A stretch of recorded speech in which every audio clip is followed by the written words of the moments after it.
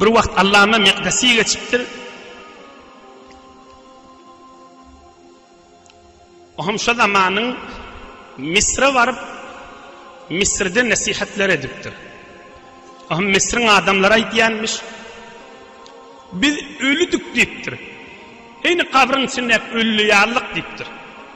Şimdi Meqdesi alim gelip bir kabrdan çıkarıp yaşadan yana olur deyiptir. İyiydi. وفي السير للذهبي عليه النور والوقار ينتفع الرجل برؤيته قبل أن يسمع كلامه.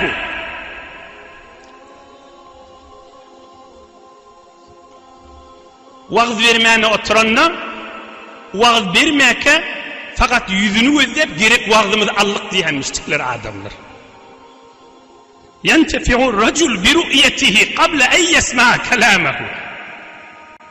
Gurrun vermeyeke yani şun yüzünü görüp keplemeke bollu bir vağzımız allık diyenmiştikler. Resulullah Aleyhissalatu Vesselam'ın ummatına geçen dirman büyük alimlerin gurrunları da yüreklerine bir zat bağmış, daşını dökülyenmişti. Yüreklerine bir Allah bilen öz aralarına bir yağdayı olyenmiş, ayneyi kezrengu ala yeşcudast, por şuaen nur-i khurşid-i khudast. Haysa ayna saf olsa, ona Allah'ın nuru dökülüyordu. Kursağı da Allah'ın nuru dökülse, o nur sılıp yüzden çıkıyor.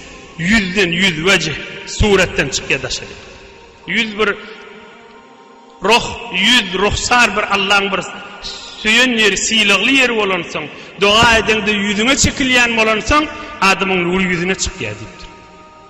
Ayneyi kezrengu ala yeşcudast, for şuaen nur-i khurşid-i khudast. وفي الطبقات اصطف الناس بإصفهان في السوق ينظرون إليه. Bir vakt şu alim İsfahan'a varttır. Adamlar eşittirler şun geliyerliğini. 800 yıl münne geçen adam Hazreti Meqdesi. İsfahan'a geleceğin İsfahan'ın adamlar eşitenine adamlar tükalleri yapıp hep durup dururlar fakat şun yüzünü ödeyip duracak deyiptir. İstaffan nasu bi İsfahan yanzuruna ileyh. Fakat şun nurani bir yüzünü ödeyecek deyiptir. Bir salamlaşacak, bir gurrunu eşitecek, bir vağdını eşitecek, bir hayır duasını alacak yok. Fakat gözlep duracak deyiptir. كذلك وجوه أرباب التجلي يرى في صفوها الله العظيم.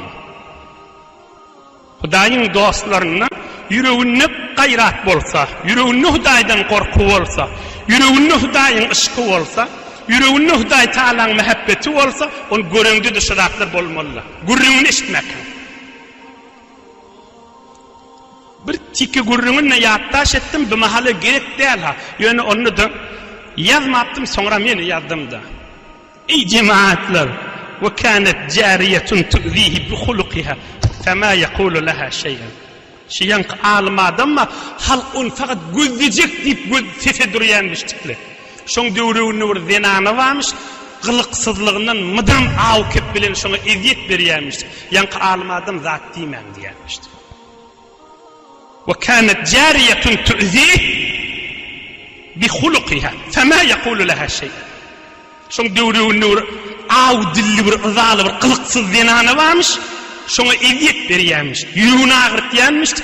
فَمَا يَقُولُ لَهَا شَيْئًا. Zat değmeymişti, zat değmem diyormuştu. Adamlar ona aşık bol gözlemegine zar oldular.